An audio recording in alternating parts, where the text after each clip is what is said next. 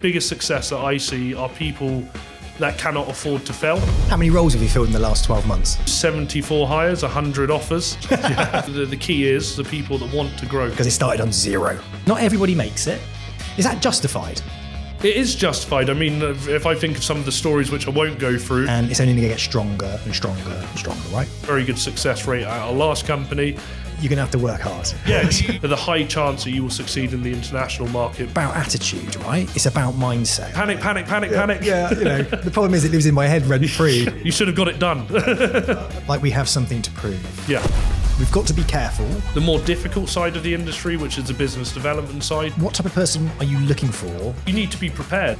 Can't wait to get you back, actually. You're not there at the moment. And it might not matter to you, but it always matters to someone else. It matters to somebody else. My advice is get on the Hoxton bus, yes, because you'll be going, vroom, it's like a rocket ship. It's for people that want to succeed. Ollie, thanks so much for joining me today on the Hoxton Life podcast. This is the podcast dedicated to international financial planning careers, specifically at Hoxton Wealth, where you are the director of recruitment, covering the international roles, whether that's America, Australia, the UAE, where you're situated with me. Can't wait to get you back, actually. You're not there at the moment. Or it could be the UK as well, right? Or Europe. So welcome to the podcast. First off, a little introduction from yourself. Tell us a little bit about you, your job role, and what you're doing. Thank you, Sam. Really appreciate you inviting me on. So my role is there's a number of different intricacies to the role. So one of the main part that I focus on is the recruitment side. So building an internal recruitment team, as well as bringing as many resources internal from recruitment. So making sure we're placing candidates from the recruitment team rather than external agencies. I also work on client acquisition with a team of advisors and BDs that I brought across to the business with me. And the final part of my role is on international acquisitions. So similar to the UK, what we're doing, but more strategic acquisitions for licenses rather than just AUM and growth. Fantastic. Thanks for the overview. How many roles have you filled in the last 12 months? I think we are up to 74 hires, 100 offers. Just went over the 100 offers last week. So fairly active department, and up until a month ago, it was myself and Michaela who did it all ourselves, and it's great that we're starting to get more support and more people in the team now. Have you found over that 12-month period, you've reduced the amount you've had to lean into external agencies? Yeah, completely. I mean, even when I speak to agencies nowadays, I say we're only looking for candidates with AUM, and most of the recruitment agencies will come back and say, look, we understand that because everyone's heard of Hoxton, everyone's heard of what you guys are doing in the UK as well as internationally, which makes my job a lot easier, as well as the team that are joining. So let's speak directly to some recruiters at the moment, okay? If they want to work with us, what should they come to the table with? Yeah, and it's, I suppose, as we both know, a frustrating point is we are looking for assets under management. We are one of a kind in terms of the business and the operation we have, with the geographic location, the ability that we have with technology to assist advisors growing. We are one of very few businesses that recruitment agencies can work for, but what we need is advisors with transferable AUM that aren't in restricted models, that are able to move the clients over.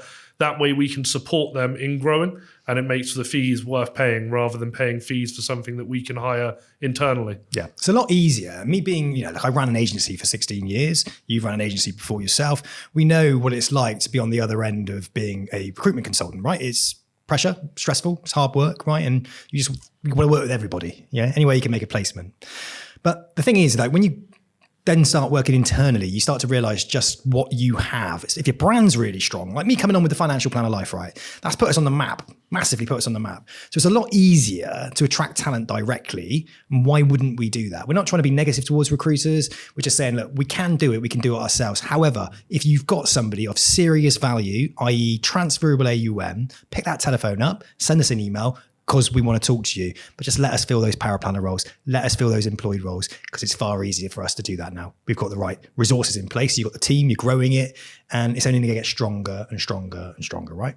Yeah, agreed. And the brand's growing thanks to obviously you joining, a number of other things that have happened. I think Hoxton are shouting more about the wins in the business. So we are all over LinkedIn. Yep. And I think to most advisors, both you and I speak to, they are aware of us, which means the needs for a recruiter is a lot less and less. But it is a difficult job, and if there are the right candidates coming through, we're more than happy to work with agencies, but they do need to be of a certain caliber, which is 20, 30 million plus in assets. Yep, fantastic. Brilliant. Okay, covered that one off. Yeah, finally. Yeah, finally. Well, listen, I'll tell you what, you've been in the international space for how long? So I've been in the international recruitment space 13 years now. Wow. Yes, so worked with a majority of the businesses available, have been through the ups and downs of the industry and understand the international business probably more than most business owners, because I've dealt with most of the advisors as well as the businesses that are hiring. So I have a good overview of the international market, not just the UAE. Okay, when people hear about international space, and most of the time they don't really have a very positive view on it. Is that justified? It is justified. I mean, if I think of some of the stories, which I won't go through, that I heard when I first joined the international business, they are pretty scary stories. And I mean, how some of the advisors were getting away with it was very negative. But actually, what Hoxton have built and a number of other businesses in the market is a very similar model to the UK. We are not front-loading products, meaning that we're not just charging massive fees up front. We very much focus on the ongoing advice fee, and that holds our advisors accountable for the advice they're giving, similar to what they do within the UK, consumer duty. The fact that the advisors are charging an ongoing advice fee means a company can look into the fees they're charging and see if the advice we're giving is of value to the charges that they're charging a client.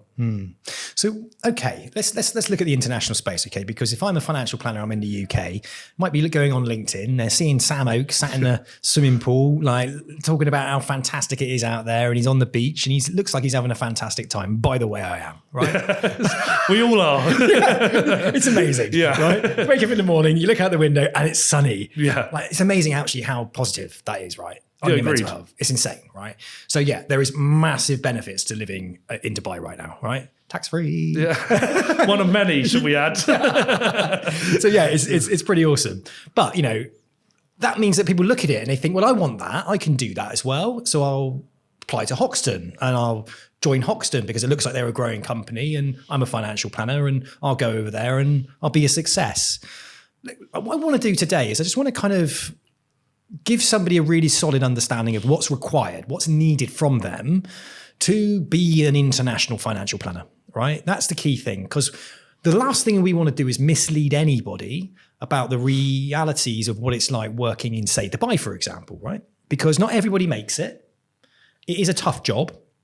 And let's dispel some myths and let's give people a good understanding of what we're looking for.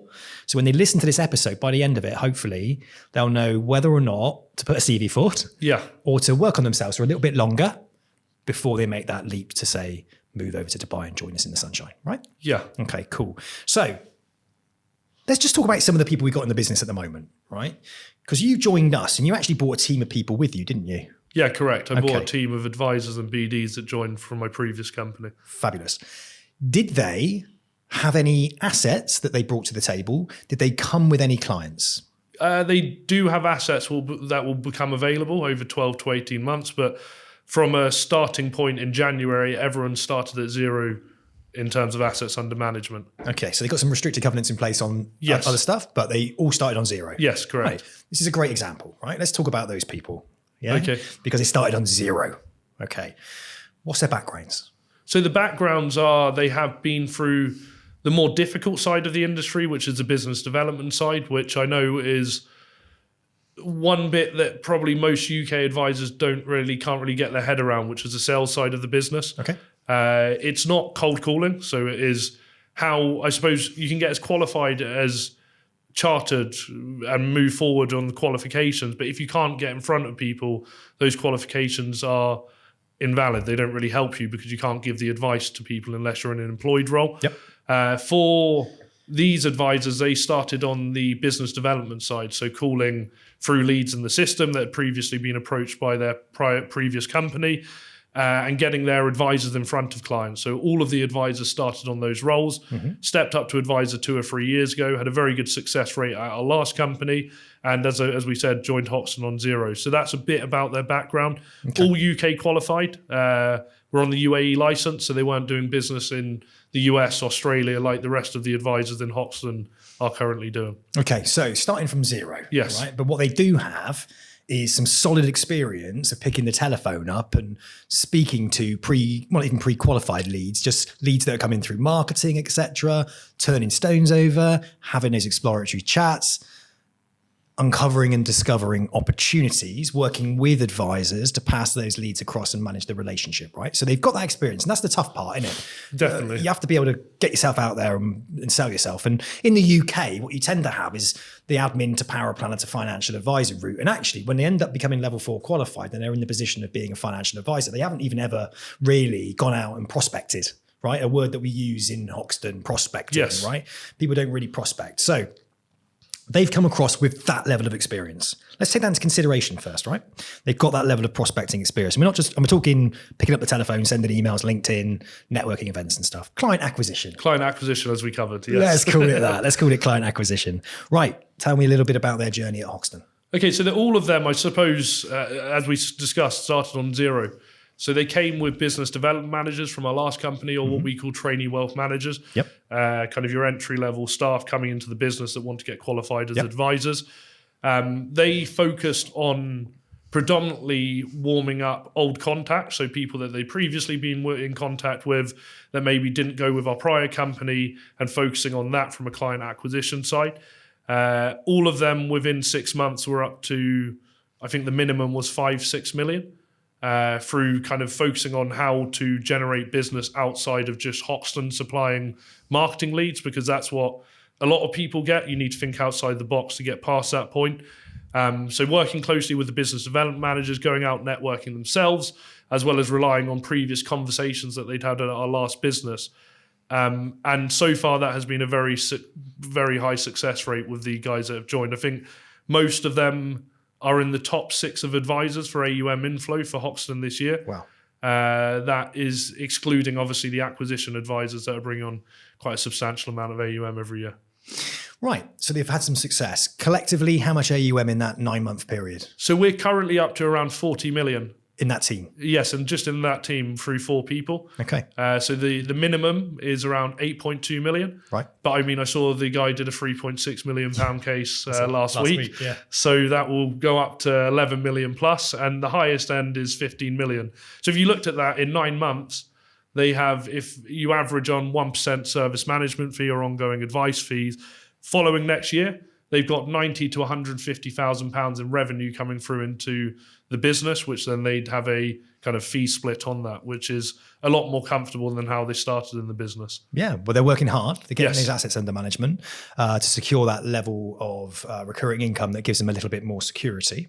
But that certainly doesn't mean they're going to take their foot off the gas, because it's all about driving more business in. It's a very business-driven, orientated kind of business, isn't it, Hoxton? It isn't like, well, I've got 10 million, I'm going to sit on my hands now and relax. Definitely not. Quite the opposite. You've always got, I suppose, with Hoxton, there's always someone doing more than you. Yeah. So if you looked at from Mo to Chris to the senior leaders in the business, it's very difficult for an advisor to come in year 1 and exceed what those guys have done. So I believe that for a lot of advisors coming in, you can't take your foot off the gas. If we hire the right people, which is what we're here to do, we are bringing in people that are, they've got growth mindset, as we've discussed previously, people that are looking for more than just a day-to-day role. And I believe that is something that has been bred quite strongly into the Hoxton culture. Yeah, no, 100%. Right, brilliant. So we're having some huge success. Okay, let's just talk about client acquisition, because a lot of people need to work on that side. I spoke to advisors. Well, we speak to advisors all the time, right? Yes. Some advisors are very, very good at doing that, and some really struggle. Now, those people that struggle might be used to the business they're in handing them business over. Yeah. Perhaps they inherited a client bank. So they can sit down and they can do the advice side, they can do the planning side, but they're not very good at the prospecting side. Okay. So using your team that you bought, because it's a really great example, I think, because they're standing starts, right? Bringing that team into view here. When it comes to client acquisition, do you help a lot with that as well, right? What types of things are they doing that's working? So I suppose having a plan is going back to the initial conversation of people looking at this offshore industry or the international space, should we say, keep slipping up on that. Looking at the international space, you have to have a plan when you're coming out here. And what I would say is a lot of these guys have an existing network. We already have a client database of contacts we were previously in contact with. And then it's just organizing that through the CRM for the trainee wealth managers to be contacting them. What a big mistake people make when they're looking at the international space is they feel everything's going to be handed to them. It's going to be very easy for them to onboard clients because they do have a UK background. And yeah, that does help because people have a lot more trust. Yeah. But at the end of the day, the industry has had a very negative reputation, which makes it a lot more difficult to onboard clients initially. And if you're running the same format as every other advisor that's looking to go internationally, which is I'm qualified, I want to be given leads, you will struggle to get ahead and write business, which is where I find the team that we've onboarded at the beginning of the year, they've been a lot more active. I mean, you've seen them. They've ingrained themselves fully into the team. Yep. They rely on the partners and the managers for advice when they come against a complex case and communication. I feel those points are what has put them ahead of where a lot of advisors would be in 9 months. They essentially they're trainee advisors, right? They're trainee planners. So they're on the pathway. No, so they are financial advisors. They're not on the pathway. So pathway would usually be someone coming from a paraplanning or our trainee wealth managers roles going into that course. So the step up from you haven't had your advice experience, but you understand the process, you understand how to prospect. That's where the pathway comes into play. These guys had been giving advice for 2 years plus. So they were above the pathway at the point of entering Hoxton. Yeah, fantastic. Good stuff. Great explanation. Okay, great. Lovely. So they're doing really, really well. Now, let's talk about the types of clients that they're working with, because if you're working out in Dubai, I suspect there's lots of people listening to this episode now. They're from the UK and they're thinking, well, if I go out to Dubai, then I must be working with locals or all my clients are going to be in Dubai. What's the reality? It comes down to where we're regulated. So obviously there's no... The kind of client, each advisor will work with a different type of client based on their personality. So not every advisor is going for the same clients, but if we looked at geographically, it comes down to where we're regulated. There's certain licenses we have gives us passporting permissions into other regions.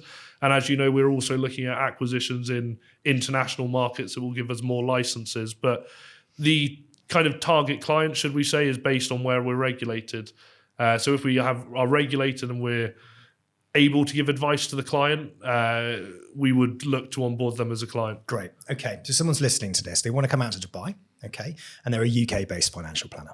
They come out to Dubai. They sit in the Dubai office. Where are we regulated and who can they give advice to? Okay. So we're currently regulated in the UK, Europe. So all MiFID or MiFID II permission countries. So I know Switzerland, you need an additional license in order to give the pillar investment advice. But MiFID our SISEC license will cover most of Europe. And then we have a South African license, an Australian license, a US license. And to date, that's where we are. We obviously have some exciting things we're working on, which will open us up into new regions. Fantastic. So this is the thing that people need to understand, isn't it? So people are basing themselves in Dubai, not to work with just people in the UAE, but to be based in Dubai, you can work with Australian clients. You can work with clients from the USA. You can even work with clients that are in Europe or UK.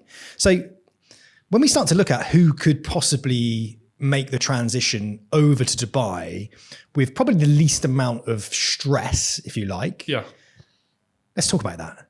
Because would it be advisable for an advisor to join us over in Dubai with zero client bank? I mean, there are some good success stories of people that have done it, but the percentage is very low. Okay. And I don't mean that from a Hoxton perspective. I mean that from every international company I've worked with that have looked to just onboard UK advisors. Unless they're coming into a client servicing role where they're given clients, they usually struggle on the client acquisition side. So let's look at those types of people in the UK. So they're sitting there, they're seeing us on LinkedIn, they're listening to this conversation, they're thinking, I want a piece of this, right? They're listening to this podcast now. Okay. The best routes for the them. best route for them. What position should they be in right now to make that transition, say, over to Dubai, for instance? So I'd say the highest success rate is if you have clients in the UK. I'm sure I put posts out, you put posts out. There's a lot of millionaire outflows in the UK. Yeah. So I think we're targeted to see 9,500 millionaires leave the UK. I think it's like 186,000 millionaires become more mobile, so move around internationally. And I suppose if you have clients in the UK or you built a book of clients and some of those clients are moving to Singapore, the UAE, because of certain changes that are happening in the UK, you are an ideal candidate to the business. Yeah. There's lots of options you can do. You could look at your UK assets.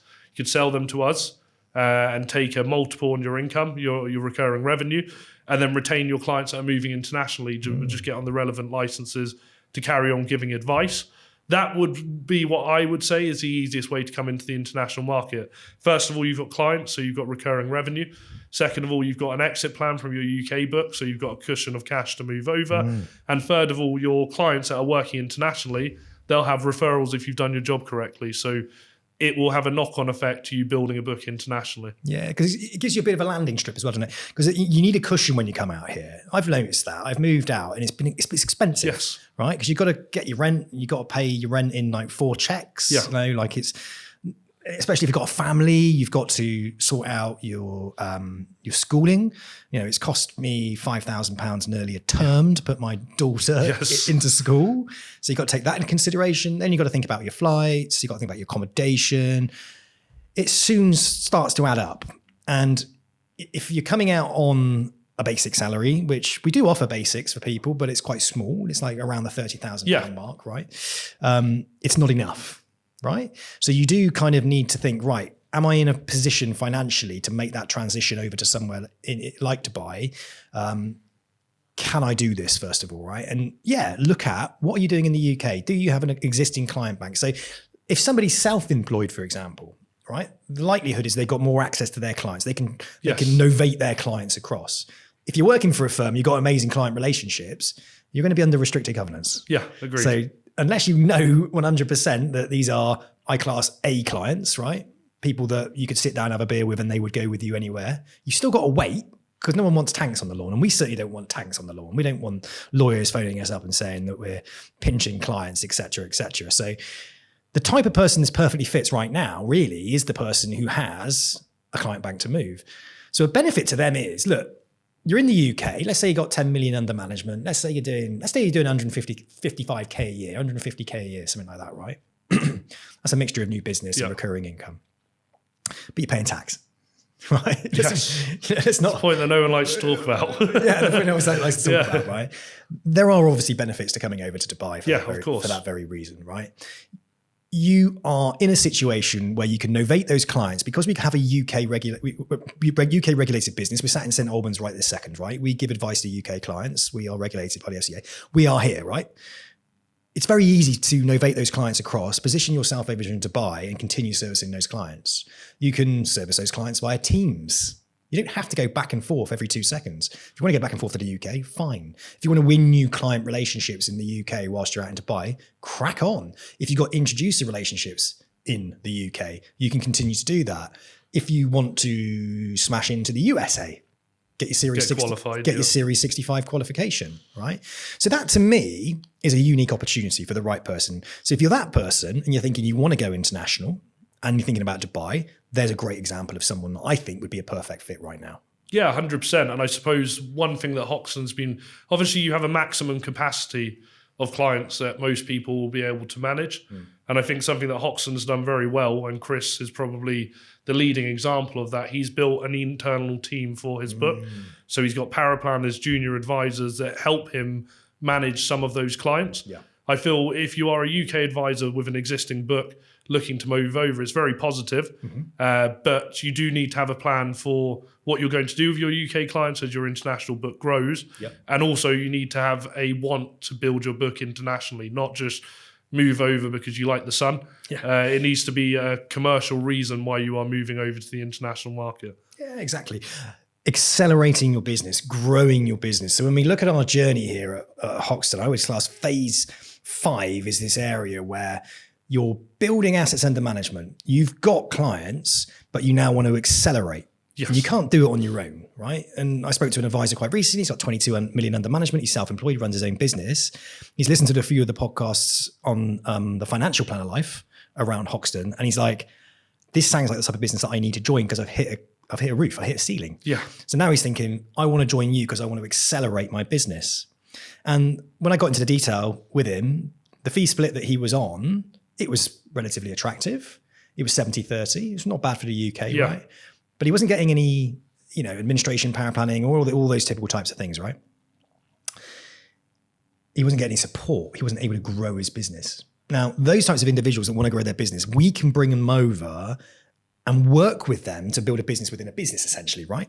We can plug in administrators. We can plug in power planners. It's not free. No, of course, because of the cost of the business. It's the cost of the business. But we work with them because we've strategically done it before and we've helped people grow. Chris, for example, 250 million, I think he's got. Yes, just reaching that now. Just reaching that now. It's huge. We've got Mo, 130 million, I believe. Correct, yeah. Yeah. People are doing really, really well, but they've got those teams around them. We know how it works on an international basis. Therefore, we can help you grow your business if you have the appetite to want to grow it. And we want those people that want to grow. That's it. I think the key is the people that want to grow. We have a good idea of how those profiles look like, and it is someone that has, for example, if you're in the UK and you've built a book of 30, 40, 50 mil, and a lot of that has been given to you, 9 times out of 10 you struggle to do that in the international market, as initially you're not given much lead support, etc., to get to that volume. If you've built your own campaigns on how you're going to onboard clients and you've had a good success rate of an entrepreneurial way of bringing clients in, there's a high chance that you will succeed in the international market because you've had success in the UK, you know how to onboard and bring in clients, which are the 2 most challenging parts that most advisors would deal with. Yeah. And I think also as well, when we look at the unique selling points of joining someone like Hoxton, what are Hoxton doing, right? It's all well and good saying, come over to our business, right? Work tax-free in Dubai or whatever. Yes. Right? There's plenty of ways you can do that, right? It's about joining a company that are going above and beyond and adding value and continuing to add value. So what do you think some of the things that we're doing at Hoxton that are value adds for advisors that want to join our business now and in the future? Yeah, I feel like we are building a full holistic advice model. So what most advisors struggle with is client retention through, as you know, expats are very mobile. They do contracts in different countries, move around, and some of the advisors lose those clients due to the company they're working with not being licensed. We have a very good global infrastructure of licensing, which means most of the countries that these people are going to, we will have a license or an ability to give advice within that region. So one massive benefit is the ability to manage the clients also when they repatriate to the UK. A key point, which in any other industry would be it would be a certain that it would happen, is we do what we say we do. I think that's a key point. There's many businesses, I'm sure you had some international exposure. You work with these businesses, they promise the world and they don't follow through on what they said they'd do. I can think of 73 times this year, if we look at the hires, where Hoxton have stuck to what they say they're going to do. Yeah. I think if the people that are being onboarded stick to what their goals were, what their targets were, they are supported fully by the business, and that assists them in growing within the role that they're doing. Yeah. I suppose the support from a core management team. I don't believe there's any management team like Hoxton out there in terms of how supportive they are. I also think from an advisory perspective, there are very few businesses that you can go into and everyone in the business will support you. So for example, you could walk over to Mo, ask Mo for advice. Tommy, ask him for advice on a case. Most offshore international companies are very competitive. So the teams don't like to support the advisors. We built a very collaborative environment where everyone's working together. We're all very much driven to the end goal of growing the business to be the largest international wealth management firm. Yeah. Absolutely love that. Collaboration, not competition. One of the favorite things that I've always looked for when I work with people is it cutthroat? Is someone trying to outdo me or whatnot? No, everybody's working towards the same common goal. I think the long-term incentive plan that's come into place as well is huge, right? Everybody within that business is part of the long-term incentive plan, the LTIP, will benefit from this business pushing forward, right? Now, what we got? We got 5 billion under management target by 2027. Easy. That will easily happen. I genuinely think that's totally achievable. I think we'll surpass that. I was on a management chat quite recently, and we're talking about big AUM, big goals. Yes. And everybody in that business is behind it. So I think introducing things like an LTIP is a really, really good thing. But I also think as well is if you join this business, right, and you want to exit the business, there is a buyout option. You know, there is a buyout option. So if I wanted to sell my business and move on, I could do that. And I could sell it to Hoxton. It might be over a period of time as I've exited the business, and as long as it's a good exit, yes, then I can sell my business. So I like that there is a longer term incentive plan for me in place. Now, if I'm employed in the UK or whatnot, 9 times out of 10, you haven't got anything like that in place. And there's a very few amount of companies out there that even have these long-term incentives. And do it correctly. I think that's the main point, doing it correctly. Correct, 100%. Now, the key thing for me is I want people who are in the UK considering working for Hoxton on an international basis. Let's just look at Dubai, because we're talking about Dubai and we're both there, right? And that's where our main HQ is, right? It's don't oversell yourself if you can't deliver on your promises. Because once you're over, and you're chucked into the deep end, if you like, and you have to prove yourself based on what you've said. Because we're not looking to hire people. We're not trying to bring somebody into business and say, oh yeah, come on over, it's really easy.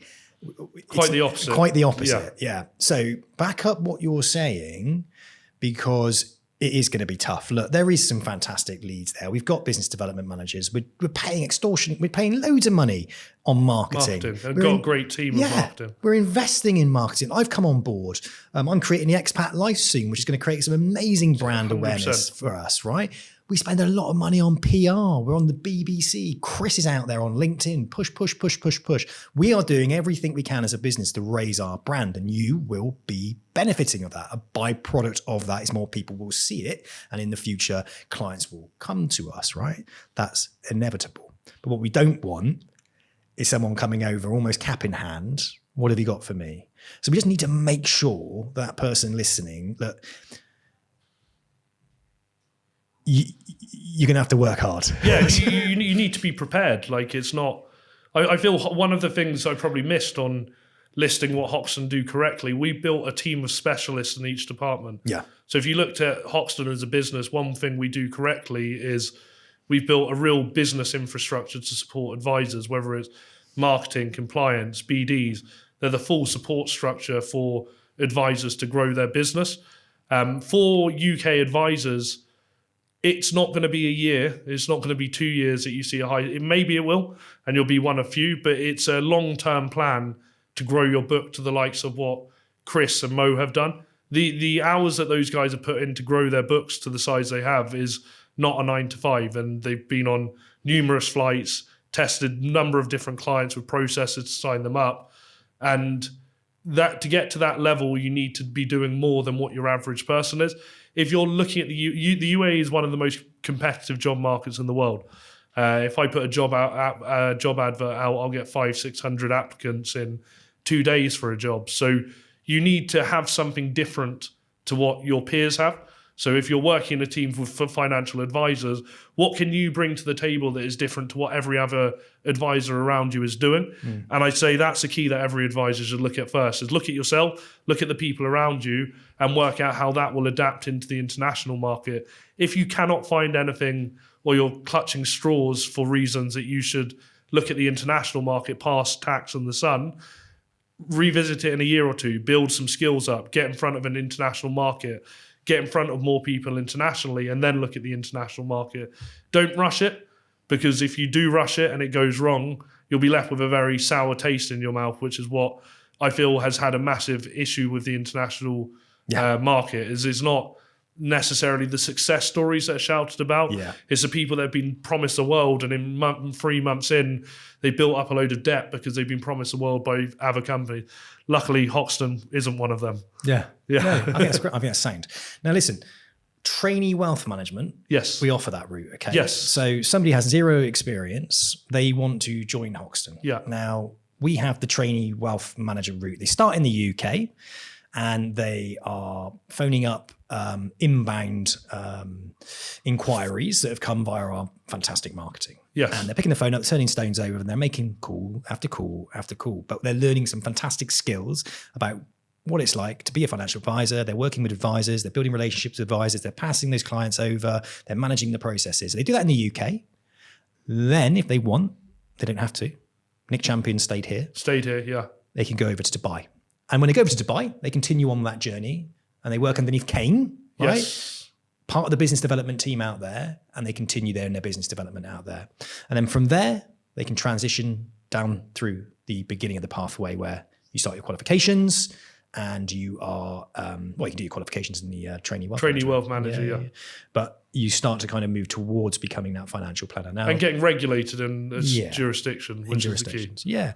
Now, realistically, as a trainee financial planner, right, I want people to understand there might be places out there where you can get qualified and up and running within 3 to 6 months. Yes. Doesn't make you a financial planner. 100%. Right? So if somebody is considering becoming a financial planner, I think our route to becoming a financial planner is realistic. 1, 2, 3 years, I would say. 3 years before you're actually up and running, kicking ass as a financial planner. I think that's a realistic timescale. Now, what type of person are you looking for if you were to hire into a trainee wealth manager role? I mean, resilience and drive is going to be the 2 key traits. It is by far one of the hardest roles in the whole industry. And I think if you make it through that role, that sounds very daunting, not make it through. But once you have success in that role and you become qualified, as long as you've kept up the prospecting skills that you learn at the beginning, you will be doing more than all your peers, because most advisors tend to forget how they got to where they are and slowly stop contacting clients themselves. The business development managers have the hardest role in the industry, in my opinion, which is very much phone-based, dealing with previous contacts as well as marketing leads. And for those guys, once they get through the 2 to 3 years, we have trainers that come into the office in Dubai 2 times a week to focus on the level 4 and the Series 65. So you will be getting qualified over those 2-3 years. But the resilience and drive are what will get you over the line. And I think we both, as recruiters, should we say recruiters? Is that still what we are?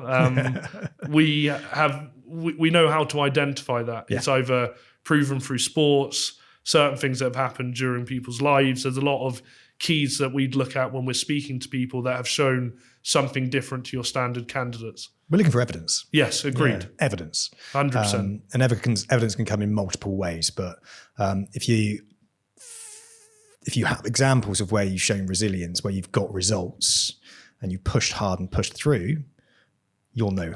You'll know. Nick Champion, tree surgeon, right? Tough job. Ran his own business. Tough job, right? Left the tree surgeon, went and did a course for 3 months, moved himself to Watford away from his daughter and his son and wife for 3 months, went back to tree surgeon, the job wasn't there anymore. And then he was like, but because Chris came into that course and did a presentation on Hoxton, Chris recognized in him that determination and strength and everything, offered him a job. The guy's still living down in Devon, isn't he? Yes. And then still traveling up here Monday to Friday. He gets up at 3:30 in the morning on a Monday. Yeah, I just did the drives this morning and it was horrendous.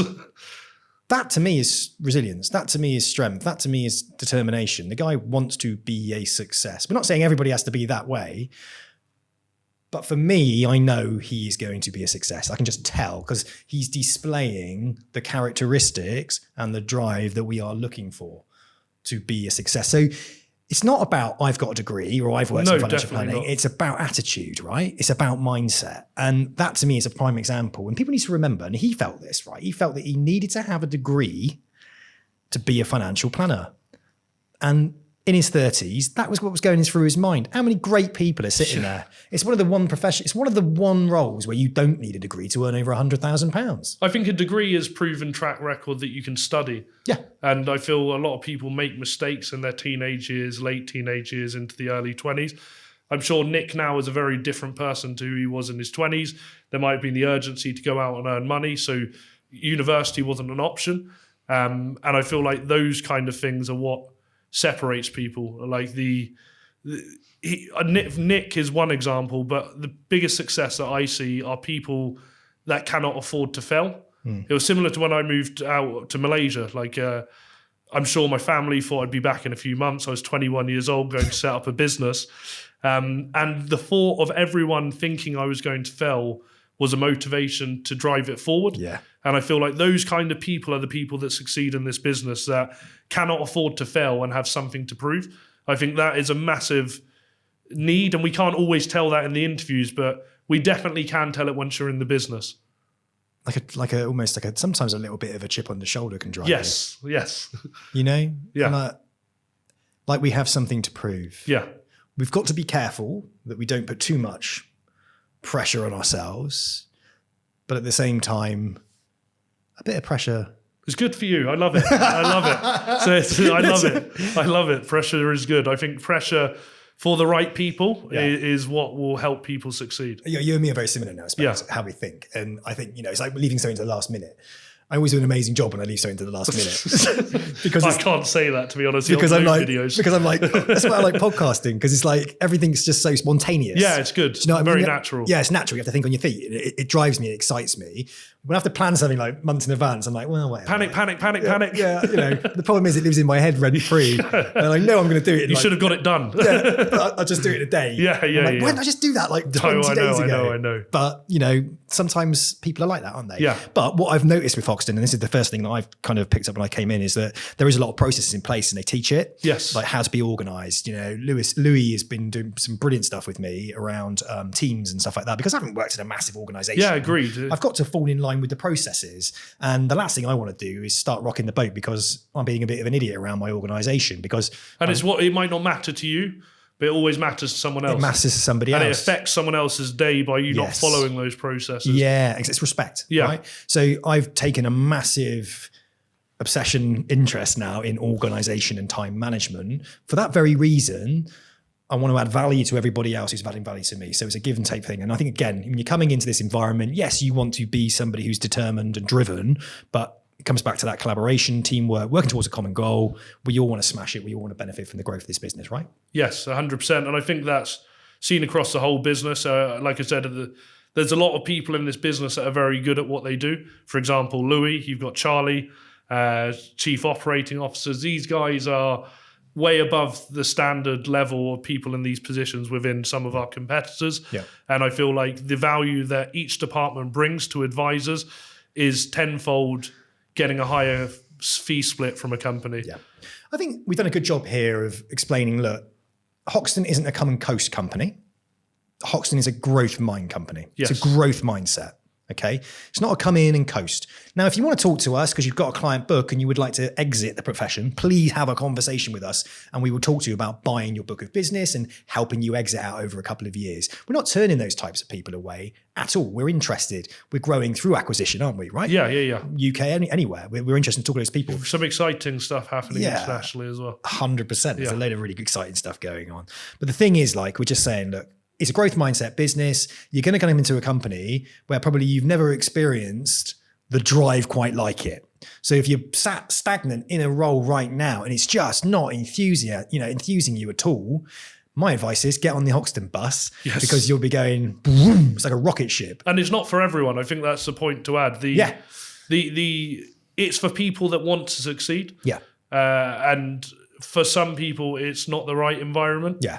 And there are many businesses out there that you can go and join, but Hoxton have bred a certain culture of people that want more than what other people are doing. And I think that's how we've seen the growth we've seen as well. We want to be the best of the best. Of course. Now listen, I'll tell you what, people are going to be listening to this podcast right now and they're going to go, that's for me, that's not for me. Now that was the objective for me. That was the objective for you.